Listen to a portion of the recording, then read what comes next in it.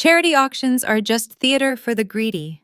It is a room full of sharks in tuxedos pretending to care about art while they hunt for prestige. I am Bernice Howard, and I know a thing or two about bad investments. My parents traded my future for a painted canvas, leaving me stranded in a parking lot to chase a delusion of wealth. Now, 6 years later, they are standing in my auction house with a worthless forgery, expecting a massive payday. They have no idea I am the one holding the gavel. Like, share, comment, and subscribe to our channel. We always appreciate the time you spent here with us. The lights dimmed and the curtain rose on their judgment day. From my vantage point on the mahogany-railed mezzanine, the gilded gala looked less like a charity auction and more like a carefully choreographed ballet of ego and avarice. The air in the Sterling Group's main hall was heavy, perfumed with the scents of beeswax polish, expensive French heavy cream, and the metallic tang of anxiety that always accompanies high-stakes bidding. Down below, 200 of the city's wealthiest patrons mingled amidst glass display cases, their laughter tinkling like the crystal flutes of champagne they held. To them, I was B.J. Howard, the director of antiquities, a woman known for an eye so sharp it could spot a microfracture in a Ming vase from across a crowded room. I was the Iron Maiden of appraisal, a moniker I had earned not through cruelty, but through an uncompromising adherence to the truth. In my world, an object was either authentic or it was not. There was no middle ground, no gray area for sentimentality to hide a forgery. I adjusted the silk lapel of my tuxedo jacket, my breathing rhythmic and slow. I scanned the crowd, checking the sightlines for the security team, ensuring the lighting was optimized for the centerpiece of tonight's event. Everything was perfect. It had to be. I had spent 6 years building this stage brick by brick, certification by certification, just for tonight. Then I saw them. They entered through the north doors, moving with the jagged, nervous energy of people who feel they deserve to be in a room, but are terrified they will be asked to leave. My mother clutching a purse that was too small and too sparkly for a black tie event. My father looking uncomfortable in a rented suit that bunched at the shoulders, and trailing behind them Clarissa. My sister looked around the room, not with appreciation, but with a predatory hunger. She was wearing a dress that screamed for attention, a polyester blend, trying desperately to pass as silk. They clustered together, a tight knot of frantic ambition, amidst the relaxed elegance of the regulars. My heart didn't race, my palms didn't sweat. Instead, a cold, crystalline clarity settled over me, the same feeling I got when I looked at a diamond under a loupe. I touched the small earpiece in my right ear. "North entrance," I murmured, my voice steady. "Guests arriving with lot 42. Escort them to the private viewing suite. Do not bring them to the floor yet." I watched as a junior associate intercepted them. I saw the flash of irritation on my mother's face, the way my father puffed out his chest, the way Clarissa rolled her eyes. They had no idea who was watching them from the shadows of the balcony. They had no idea that the director of antiquities was the same girl they had erased from their lives. The sight of them dragged me back violently to the asphalt of a university parking lot 6 years ago. The memory was not hazy. It was as sharp and jagged as broken glass. I was 22 years old. I was wearing a black cap and gown that I had paid for myself, clutching a diploma that represented 4 years of sleepless nights, double shifts at the library, and a diet of instant noodles. The sun was beating down, turning the asphalt into a frying pan, but I felt freezing cold. The parking lot was emptying out. Families were piling into cars. Fathers were taking photos of smiling daughters. Mothers were arranging flowers. I was standing alone next to my beat-up sedan holding my phone. I had called them 3 times. No answer. Finally, on the 4th ring, my mother picked up. There was no hello, no congratulations, just the chaotic background noise of an auctioneer's rhythmic chant. "Bernice, make it quick." She had snapped, her voice tight with adrenaline. "We are in the middle of a bidding war." I remembered staring at the empty space where their car should have been. "Mom," I had said, my voice cracking despite my best efforts to hold it together. "It's graduation. I'm standing in the lot. You said you'd be here. You said you were leaving at 8. "Don't be dramatic," she hissed. Something came up. Clarissa found it. Bernice. She found the ticket. I could hear Clarissa in the background screeching with excitement. The ticket to what? I asked, looking at the parents hugging their children around me. The Thorn, my mother said, as if that explained everything. Clarissa found a genuine Elias Thorn. Winter's Folly. It's here in a barn sale in Kentucky. We have to buy it now or we lose it. I felt the blood drain from my face. Mom, you can't just buy a painting. Do you have the money? There was a pause. A heavy silence that told me everything I needed to know before she said it. We're using the account Bernice, the savings. My stomach dropped. That's my tuition reimbursement. That's the money for my grad school deposit. That's Dad's retirement. It's an investment, my father shouted from the background, his voice slurring slightly with the intoxication of gambling. Stop being so selfish, Bernice. This is for the family. This is going to be worth millions. We can't pass this up just to watch you walk across a stage and get a piece of paper. But I earned this, I whispered, tears finally spilling over, hot and humiliating. I worked for this. And we are working for our future, my mother yelled, losing her patience. Clarissa has an eye for this. She says it's real. We are buying it. Take a bus home or whatever. We'll see you when we sell it. The line went dead. I stood there for an hour just holding the phone. I didn't take a bus home. I didn't go home at all. That afternoon, standing in the heat, I realized that I didn't have a family. I had a group of people who shared my DNA, but viewed me as an obstacle to their delusions of grandeur. They chose a lottery ticket over their daughter. They chose Clarissa's unearned confidence over my proven diligence. That day, Bernice, the daughter, died. In her place, something harder, sharper, and much more valuable began to form. I looked down at the gala floor again, watching the security guard guide them toward the velvet rope. They were walking with a strut that I recognized, the strut of people who think they have already won. They were here to sell Winter's Folly. They had held on to it for 6 years, waiting for the market to peak, waiting for the millions they were promised in their own heads.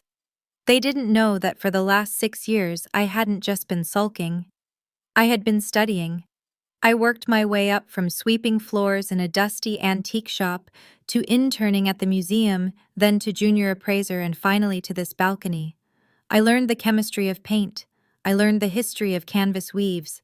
I learned to trace the provenance, the life story of every object that crossed my desk. I learned that truth is not found in what people say, but in the evidence they leave behind. My family had refused to do the research. They wanted the easy win. They wanted the shortcut. But I knew something they didn't. I knew where the real Winter's Folly was because I had tracked it down 3 years ago. I knew exactly what they were carrying in that bubble-wrapped package. And tonight, under the lights of the auction block, I was going to give them exactly what they deserved, a professional appraisal of their choices. I turned away from the balcony and began my descent down the grand staircase. It was time to go to work. The trap had been set not with iron bars or tripwires, but with a simple email chain. 3 months ago, the inbox of the Sterling Group's acquisition department pinged with a message from a Clarissa H. The subject line was in all caps, "Urgent masterpiece for sale." Most reputable auction houses would have deleted it immediately. The hallmarks of a desperate amateur were all there, but I had flagged the sender's name in our system years ago. I intercepted the inquiry personally. For weeks, I corresponded with my sister under my professional pseudonym B.J. Howard. It was a dark, ironic pleasure to read her messages. She adopted a tone of haughty expertise, lecturing me on the rarity of Elias Thorne's work, demanding waivers on listing fees, and insisting on a reserve price that would clear their debts and fund a lavish retirement. They had no idea who B.J. Howard was. They assumed I was a man, likely an elderly expert they could charm or bully. They certainly never imagined that the director of antiquities was the daughter they had left in a parking lot, or that the gilded gala was not their salvation, but their judgment day. I paused outside the door of the private viewing room, checking my reflection in the darkened glass. My hair, once long and unruly, was now cut in a sharp, asymmetrical bob that framed my face in severe angles. My glasses were thick-rimmed tortoiseshell, a shield against the world. I wore a tailored tuxedo, a deliberate choice to project authority and erase the soft, eager-to-please girl I used to be. I took a deep breath, inhaling the sterile scent of climate-controlled air, and pushed the door open. The room was silent, lined with velvet-draped walls, and centered around a single spotlit easel. They were there. The physical reality of them hit me harder than the emails. My father sat slumped in a leather armchair, and the years had not been kind to him. The arrogance that used to puff out his chest had deflated into a nervous exhaustion. His hands shook slightly as he checked his watch. My mother paced the carpet, her heels clicking in erratic rhythm. She looked brittle, her makeup applied with a heavy hand to hide the lines of stress. And Clarissa stood by the easel, guarding the covered painting like a sentinel. She was dressed in what I recognized as a fast fashion imitation of a designer gown. The fabric was too shiny, the stitching uneven. She looked hungry, her eyes darting around the room, assessing the value of the furniture, the sconces, the carpet. "Good evening," I said, my voice pitched low and smooth. "I am B.J. Howard." They all turned at once. For a beat there was silence, then confusion, then a flicker of recognition that morphed instantly into disbelief. "Bernice?" my mother asked, her voice cracking. She squinted, stepping closer. "Is that... what are you wearing?" My father pulled himself up from the chair, a frown deepening the grooves in his forehead. "Bernice, what are you doing in here? We're waiting for the director, Mr. Howard." "I am the director," I replied, walking past them to the head of the table. I set my portfolio down with a heavy thud. "B.J. Howard, Bernice Jane Howard. I assumed you knew." Clarissa let out a sharp, incredulous laugh. "You, the director since when you were working at a coffee shop last time we heard." "That was 6 years ago, Clarissa," I said, unzipping my leather case to reveal my appraisal tools, a UV flashlight, a loupe, and white cotton gloves. A lot changes in 6 years, for some of us. The dynamic in the room shifted, but not in the way a stranger might expect. Instead of being impressed or ashamed, they were relieved. To them, my success was just a convenience they could exploit. My father let out a breathy laugh, slapping his knee. "Well, I'll be damned. Look at you, Bernice. Fancy suit. This is perfect, actually." He looked at my mother. "See, I told you things work out. Bernice is running the show. She can make sure we get a good spot." Clarissa stepped away from the easel, her posture relaxing into a slouch. "Okay, so since you're the boss or whatever, you can waive that seller's commission, right? And we want to be the last item. The headliner. We don't want to be buried in the middle with the cheap stuff." Their audacity was breathtaking. They didn't ask how I had survived. They didn't ask about the graduation they missed. They saw me as a servant who had finally made herself useful. "I adhere to strict protocols," I said, pulling on the white gloves. "Let's see the piece." Clarissa whipped the cloth off the easel with a flourish. "Feast your eyes," she said smugly. "Elias Thorne, Winter's Folly, 1958. There it was, the object of their obsession. The painting depicted a bleak, snowy landscape with a single twisted tree in the foreground. To the untrained eye, it was moody and atmospheric. To my parents, it was a winning lottery ticket. To me, it was a crime scene. I stepped forward, clicking on my flashlight. I leaned in close, letting the silence stretch until it became uncomfortable. I could hear my mother's breathing hitch. I moved the light over the signature in the corner. "Interesting," I murmured. "The impasto here is quite distinctive." "Distinctive means good, right?" my father asked, leaning forward. "It means the artist applied the paint with significant force." I replied, technically telling the truth. I moved the light to the canvas edge. "And the stretcher bars, these are pine. Very standard for the mid-century era." I stood back, removing the loupe from my eye. I looked at them. They were practically vibrating with greed. "Well," Clarissa demanded, "is it the star of the show, or what?" This was the moment. I could have ended it right there. I could have pointed out the clumsy brushwork on the tree branches. I could have shown them that the crackle on the surface was artificially induced by baking the canvas in an oven, a common forger's trick. But that would have been mercy. That would have saved them from the public humiliation I had planned. I needed them on that stage. The provenance you sent me, I said, keeping my voice neutral. You claim you bought this at an estate sale in Kentucky. From a private collector, my mother interjected quickly, lying with the ease of long practice. He didn't know what he had. Fortuitous, I said. Thorne is a difficult artist to authenticate. He was reclusive. He destroyed half his work before he died. Finding a pristine piece like this, it is statistically improbable. But it's real, Clarissa snapped, her eyes narrowing. We know it's real. We felt it. Market confidence is high for Thorne right now, I said, sidestepping her emotional outburst with cold logic. If this sells, it will indeed change your lives. I watched the hope flare in their eyes, hot and toxic. I wasn't lying. It would change their lives, just not in the way they thought. I will place it as Lot 100. The finale. The catalog estimate will be listed as Request on Application to Build Mystery. My father pumped his fist. Yes, that's what I'm talking about. Good girl Bernice. The nickname stung a remnant of a time when I sought his approval. I packed my tools away. The auction begins in 2 hours. You have VIP seats in the front row. Do not be late. As they gathered their things, chatting excitedly about cruises and new cars, I felt a wave of vertigo. I had to grip the edge of the table to steady myself. The risk I was taking was monumental. If I was wrong, if there was even a 1% chance that their painting was genuine, my career would be over. The Sterling Group would fire me for incompetence. I would be blacklisted from every auction house in New York, London, and Paris. I would be the laughingstock of the art world. But I wasn't wrong. I knew I wasn't wrong because I knew where the real Winter's Folly had been hiding. The memory of finding it was my anchor. 3 years ago, while my family was likely trying to hawk their forgery to pawn shops, I was in the basement of a public library in Ohio, scouring microfiche records of local obituaries.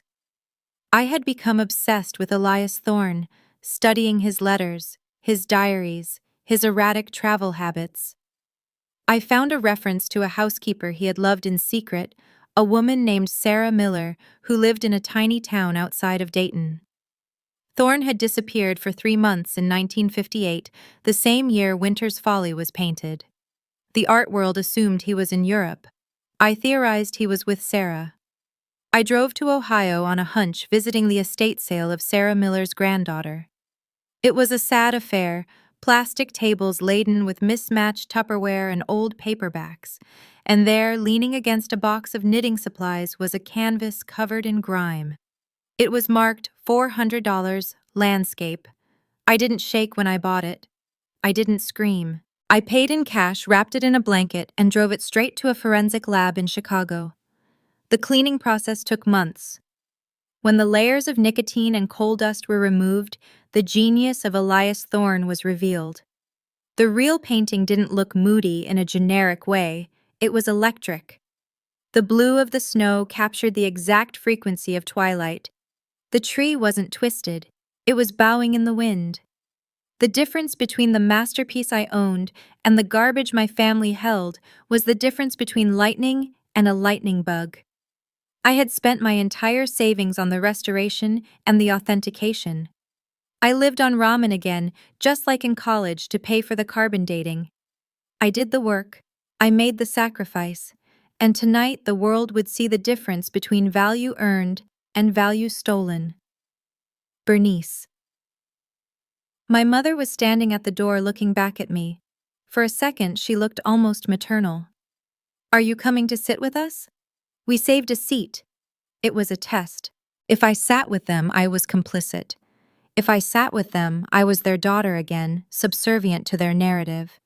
No, I said, checking the time on my phone. I have to work. I'll see you from the podium. She shrugged, the moment of connection vanishing as quickly as it had appeared. Suit yourself. Just make sure you pronounce the name right. It's a big night for us. She closed the door. I was alone in the quiet room. I walked over to the easel where their painting stood, wrapped again in its cloth. I reached out and touched the frame. It felt cold.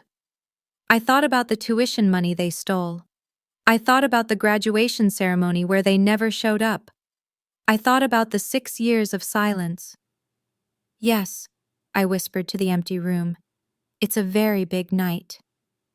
I turned off the lights and walked out into the hallway, ready to bring the gavel down. The gilded gala had reached a fever pitch. 99 lots had crossed the block. Rolex's vintage wines, a minor Picasso sketch, and the room was humming with the potent, intoxicating energy of money-changing hands. I watched from the wings as the auctioneer stepped down, wiping sweat from his brow. This was the protocol I had established. The director of antiquities always presented the centenary lot, the finale. It was a tradition meant to signal prestige, but tonight it was a signaling of an execution. I walked onto the stage.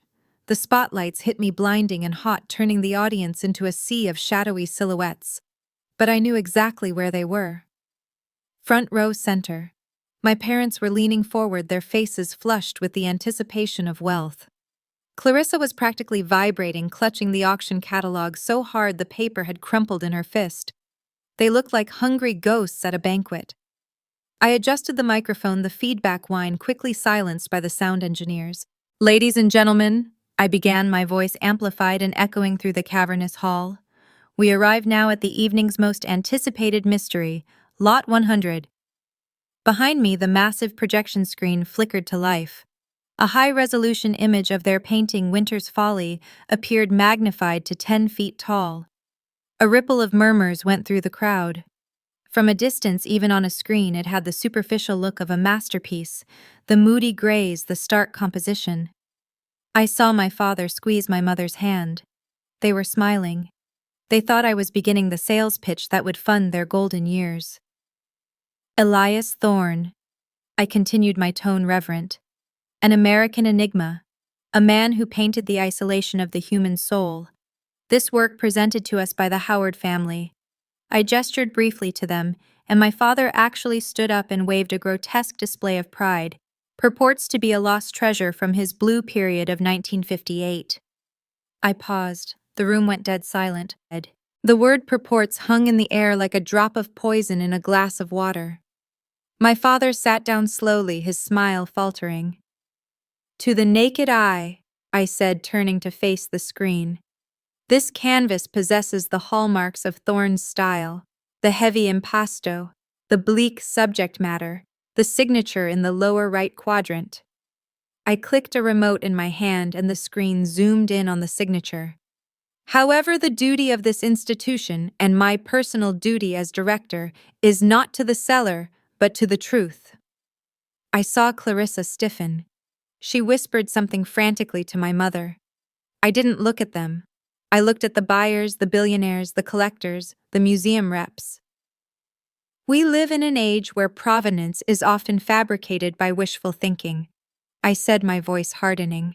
"This painting was submitted with a claim of discovery in a rural estate sale, a romantic story, but science does not care for romance." "What is she doing?"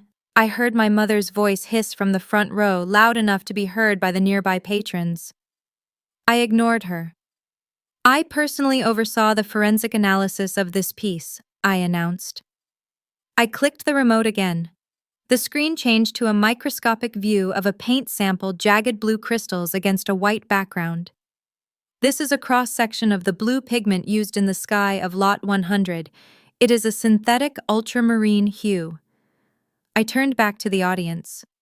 Elias Thorne died in 1960. He mixed his own pigments using traditional organic compounds, lapis lazuli and ground bone. He was a purist. I let the silence stretch, tightening the screw. "The chemical compound on the screen behind me is PB29 modified. It utilizes a plasticizer binding agent to prevent cracking." I leaned into the microphone. "This binding agent was patented by the chemical giant DuPont in 1982, 22 years after Elias Thorne was buried." The gasp from the room was audible, a collective intake of breath that sounded like a vacuum sealing. The silence that followed was absolute. Then, the explosion. "That's a lie." My father was on his feet again, his face turning a dangerous shade of purple. "She's lying. She's my daughter. She's doing this out of spite because we didn't pay for her college. The shocking breach of decorum sent a nervous titter through the crowd. Security guards stepped out from the shadows, but I held up a hand to stop them. I wanted this. She's a jealous little brat, Clarissa screamed, standing on her chair. It's real. We felt it. You're just trying to humiliate us. The YouTube safe tension in the room was palpable. It wasn't physical violence, but a psychological dismemberment. The wealthy patrons recoiled, looking at my family with a mixture of horror and pity. They were witnessing a public meltdown, the stripping away of dignity. I do not rely on feelings, Clarissa, I said, my voice cutting through their shouting. I rely on data, and the data says this is a forgery. A clumsy one, likely painted by an art student in the 90s trying to pay their rent. You plotted this, my mother wailed, tears streaming down her face, ruining her makeup. You invited us here to ruin us. I invited you here to authenticate your asset, I corrected calmly. You brought the forgery. I simply turned on the light. The room was chaotic now. People whispering, checking their phones, the auctioneer looking at me with wide eyes. My family was trapped in the spotlight, exposed as frauds who had tried to hustle the elite. But I wasn't done. The knife had to be twisted and then removed. However, I said, raising my voice to regain control, the Sterling Group does not deal in disappointments. We deal in history. I signaled to the stage manager. If there is any doubt regarding my analysis, I have invited a second opinion, a man whose authority on this subject is absolute. The curtains to my right parted. An elderly gentleman walked out. He was frail, leaning on a cane, but his eyes were sharp, and he wore a suit that cost more than my parents' house. A murmur of recognition rippled through the veteran collectors. Ladies and gentlemen, I announced, Dr. Arthur Thorne, the artist's grandson and the curator emeritus of the National Museum. My parents froze. The air left them. This was the man they had quoted in their emails, the man whose books they had skimmed but never read. Dr. Thorne limped to the microphone. He didn't look at the crowd. He looked down at my parents with a look of profound disappointment. Ms. Howard is correct, he said, his voice raspy but clear. I have examined the piece in question. It is a lifeless imitation. My grandfather painted with rage. This, he gestured dismissively to the screen. This was painted with ambition. They are not the same thing. He turned to me, nodding respectfully. Thank you, Bernice, for protecting my grandfather's legacy from charlatans. My father slumped back into his chair, defeated. Clarissa was sobbing into her hands. They were finished. Their retirement, their status, their rare find. It was all ash. But I had one final card to play. The coup de grace. Dr. Thorne, I said, keeping the microphone live. We are not just here to expose lies. We are here to celebrate the truth. I walked over to a tall object covered in a black velvet cloth standing next to the podium. It had been there the whole time, unnoticed. 3 years ago, I said, addressing the room, I located a painting in a basement in Ohio. It was covered in coal dust and nicotine. It had been missing from the registry for 60 years. I grabbed the corner of the velvet cloth. It took 2 years of restoration. It took every dollar I had to my name, but I did the work. I pulled the cloth away. The real Winter's Folly was revealed. The reaction was visceral. Even the uneducated eye could see the difference immediately. Where the forgery was flat and dull, this painting pulsed. The blue of the snow was electric, glowing with an inner light. The tree was not just a shape. It was a character twisted in agony, bowing against an invisible wind.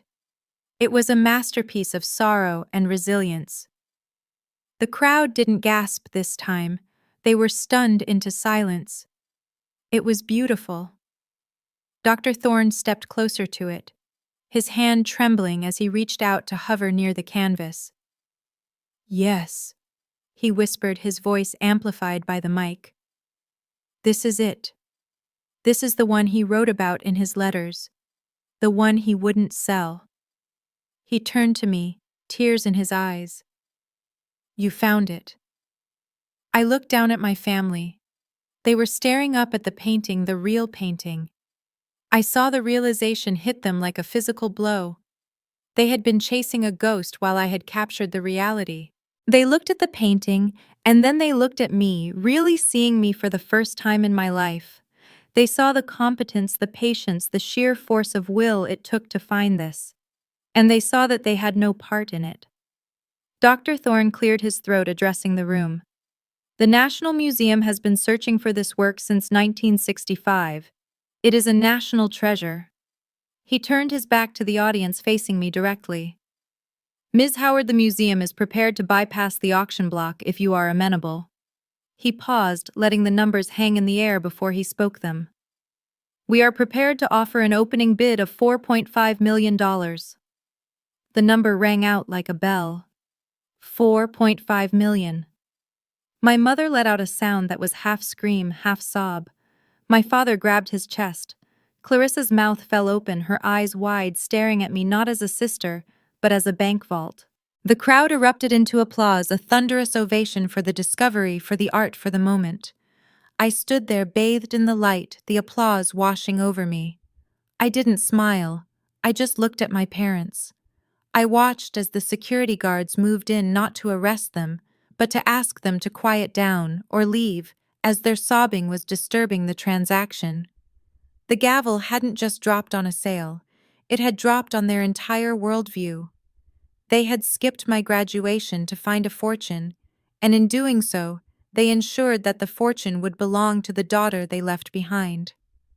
I shook Dr. Thorne's hand. The deal was done. The applause that filled the hall was polite, rhythmic, and devastatingly final. It washed over me like a tide, cleansing the air of the tension that had gripped the room only moments before. I stood center stage, the heat of the spotlight still warming my skin, but my internal temperature was icy cool. Down in the front row, the tableau of my family had frozen into a grotesque sculpture of realization. They weren't moving. They weren't speaking. They were simply staring at me, and then at the museum curator, and then back at the massive screen where the figure, $4, $500, $1,000, was displayed in crisp white font. It was no longer a painting to them. It was no longer art. It was a winning lottery ticket that they had held in their hands only to realize they had been betting on the wrong numbers for 6 years. I watched my father's face crumble. The arrogance that had sustained him, the blustering certainty that he was the smartest man in the room, dissolved into a terrified gray pallor. He looked at his wife, but she couldn't look back at him. Her eyes were locked on me, wide and glassy, reflecting a mixture of horror and a sudden terrifying calculation. I stepped away from the podium, signaling the end of the event. The house lights came up, bathing the room in a warm, unforgiving amber glow. The spell was broken. Waiters began to circulate with fresh trays of champagne, and the murmuring crowd turned their backs on the stage to discuss the drama they had just witnessed. To them, it was a delicious anecdote for their next dinner party. To the people in the front row, it was the end of the world. "Ms. Howard," the stage manager whispered, appearing at my elbow with a clipboard. "Dr. Thorne is waiting in the executive suite to finalize the transfer of ownership. Security is ready to escort you." I nodded, handing him the microphone. "Thank you, David. Have security clear the front row. Quietly. We don't want a scene." I knew, of course, that a scene was inevitable. You cannot detonate a bomb in someone's life and expect them to walk away quietly amidst the debris.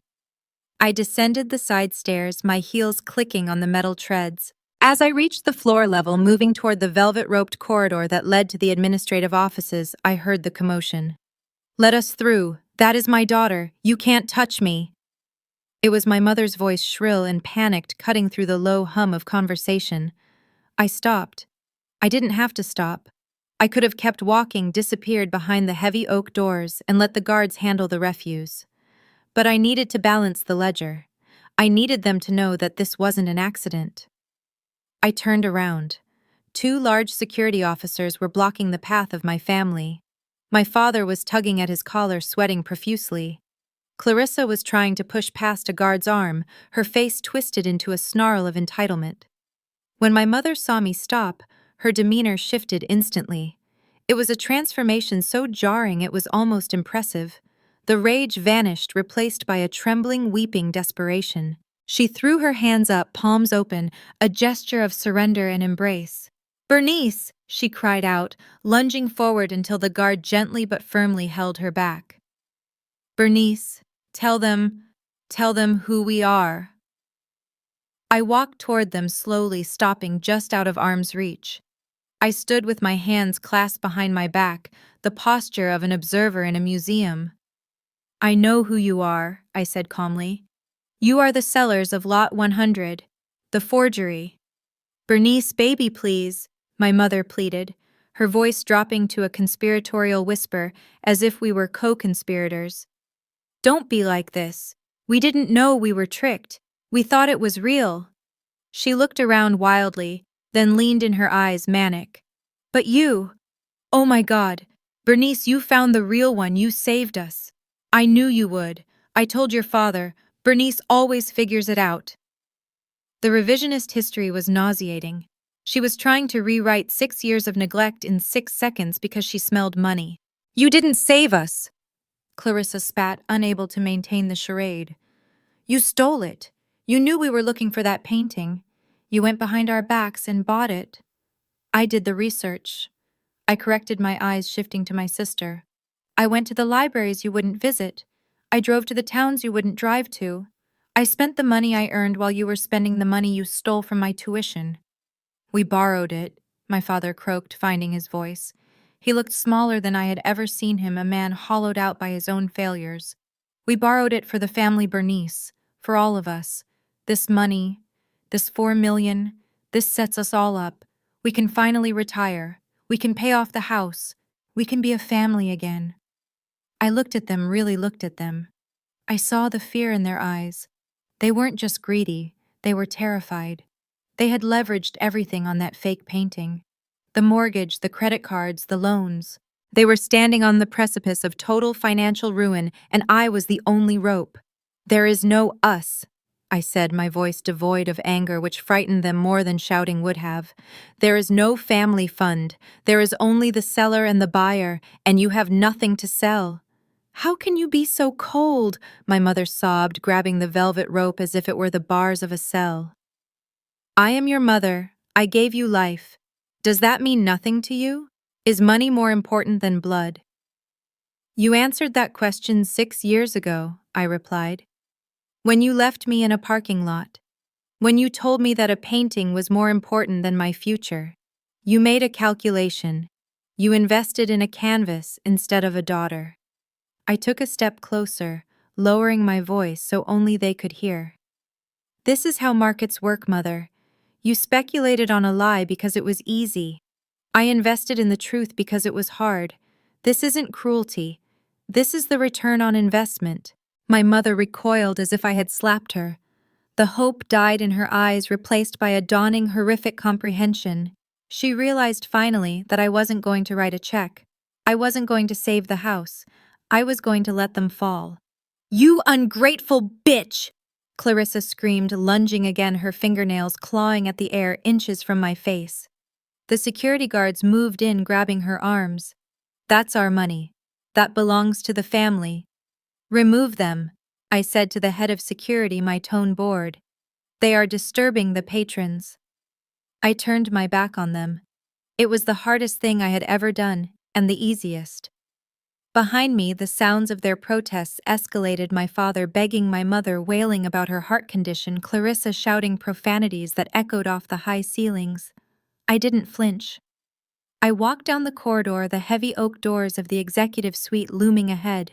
As I pushed them open, the noise of the hallway was instantly cut off, replaced by the hushed, reverent silence of the inner sanctum. Dr. Thorne was sitting at a large glass table, a stack of documents in front of him. He looked up as I entered, his expression grave but kind. He had seen the commotion on the monitors. He knew the story, or at least enough of it to understand. "Are you all right, Ms. Howard?" he asked gently. "I am excellent, Dr. Thorne," I said, sitting opposite him. I smoothed the lapels of my tuxedo. "I believe we have a transaction to complete." He slid the papers across the glass. The contract was standard, but the numbers were staggering. Transfer of title Winter's Folly by Elias Thorne. Consideration $500, $1,000. I picked up the heavy fountain pen. The ink was black and permanent. My hand didn't shake. I signed my name, Bernice Jane Howard, with a flourish. It was the signature of a woman who owned herself. The funds will be wired to your account within 24 hours, Dr. Thorne said, signing the countersign. He closed the folder.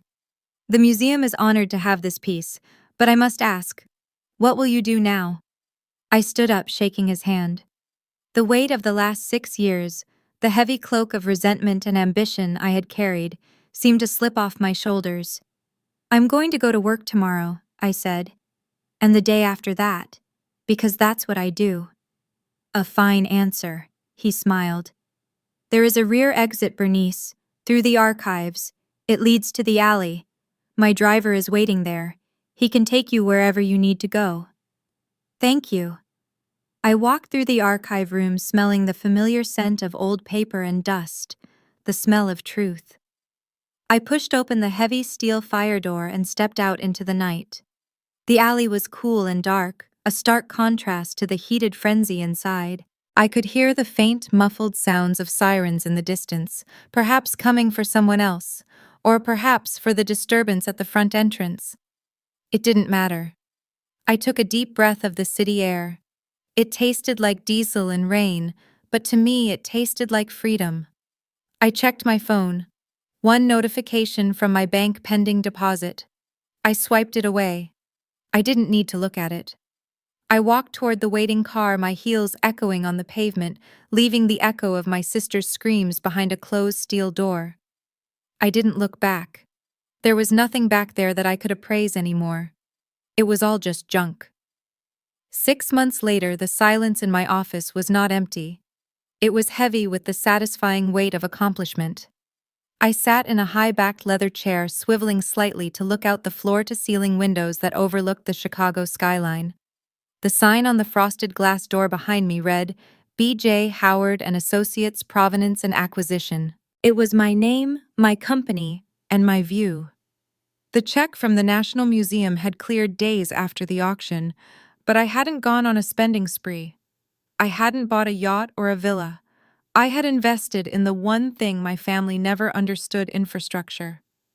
I bought the building, I hired a small team of researchers, and I established a scholarship fund for art history students who had no financial backing. I was building a fortress of competence brick by brick. The phone on my desk buzzed, a landline solid and dependable. It was my assistant David, the former stage manager I had poached from the Sterling Group. Bernice. His voice came through the intercom. I have the update you requested on the Winter's Folly ancillary matters. Do you want the file? No need to send it in, David, I replied, picking up a pen. Just give me the summary. I didn't need to see the paperwork to know the outcome. I just needed the closure.